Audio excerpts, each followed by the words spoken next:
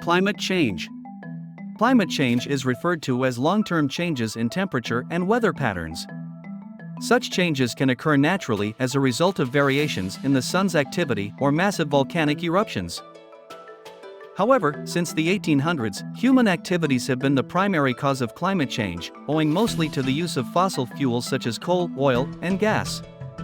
The combustion of fossil fuels produces greenhouse gas emissions, which behave like a blanket wrapped over the earth, trapping heat from the sun and raising temperatures. Carbon dioxide and methane are the primary greenhouse gases responsible for climate change. These are caused by using petrol to drive a car or coal to heat a building. Energy, industry, transportation, buildings, agriculture, and land use are among the major contributors to greenhouse gas emissions. What are the causes of climate change? Climate scientists have discovered that humans have been responsible for the majority of global warming over the last 200 years, creating greenhouse gases that are warming the Earth faster than in the previous 2,000 years. The surface temperature of the Earth is now 1.1 degrees Celsius higher than it was in the late 1800s and the previous 100,000 years. The most recent decade, 2011 to 2020, was the warmest on record, and the last 4 decades have been warmer than any prior decade since 1850. Droughts, water scarcity, severe fires, rising sea levels, flooding, melting polar ice, catastrophic storms, and declining biodiversity are some impacts of climate change. Climate change can have an impact on our health, ability to grow food, housing, safety, and employment. People living in small island nations and other developing countries are already more sensitive to climate impacts. Conditions such as sea level rise and saltwater intrusion have forced entire villages to evacuate, and prolonged droughts are putting people at risk of hunger. The number of climate refugees is anticipated to climb in the future. Paper is one of the contributors of climate change that is derived from our daily lifestyle. Besides fossil fuels, paper is also one factor causing climate change. On numerous fronts, the pulp and paper sector presents environmental concerns such as having high energy consumption. Paper manufacturing produces emissions, primarily from the combustion of fossil fuels to generate energy for paper production. Machines used in the manufacturing process are frequently powered by fossil fuels such as coal, oil, or gas. Another concern is the cutting down of trees. Because trees are raw materials for paper, cutting down forests creates emissions because trees, when cut, release the carbon they have been holding.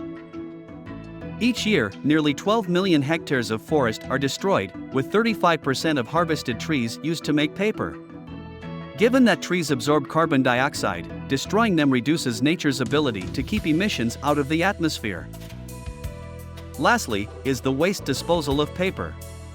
Discarded paper and paperboard account for approximately 26% of solid waste disposed of in dumping sites.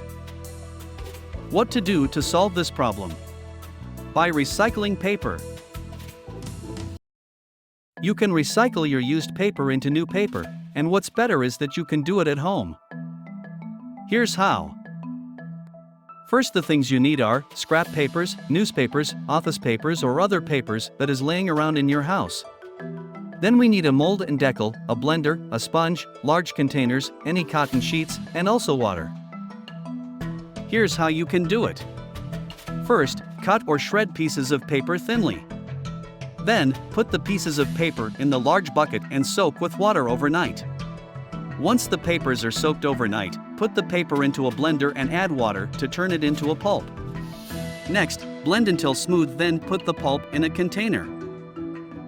In a separate container, pour water until it reaches half of the container. Next, put the pulp in the container with water and mix until the consistency of the water is smooth and has no large lumps in it.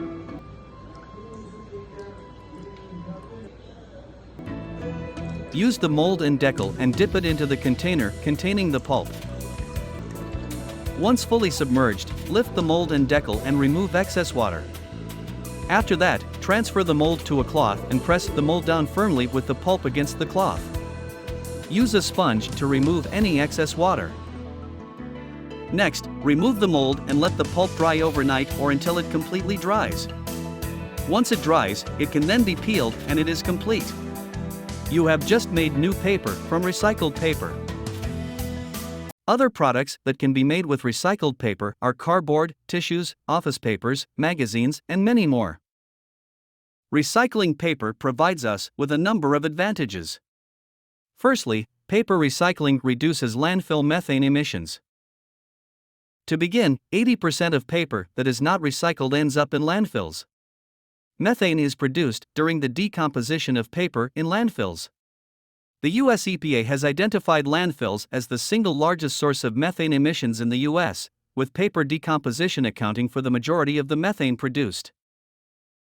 When paper is recycled, it does not end up in the garbage stream, where it will decay and emit methane. Simply said, the less paper that is landfilled, the less methane is released.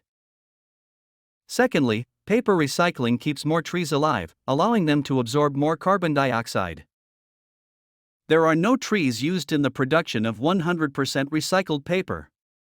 Trees that are left standing absorb carbon from the atmosphere, a process known as carbon sequestration, which is one method of mitigating the effects of industrial CO2 emissions. Recycling paper uses less energy. Creating new paper from recycled paper uses less energy than creating paper from wood. When compared to virgin grades of paperboard, 100% recycled paperboard uses 50% less energy, considerably reducing greenhouse gas emissions into the atmosphere. That is all. Thank you for watching.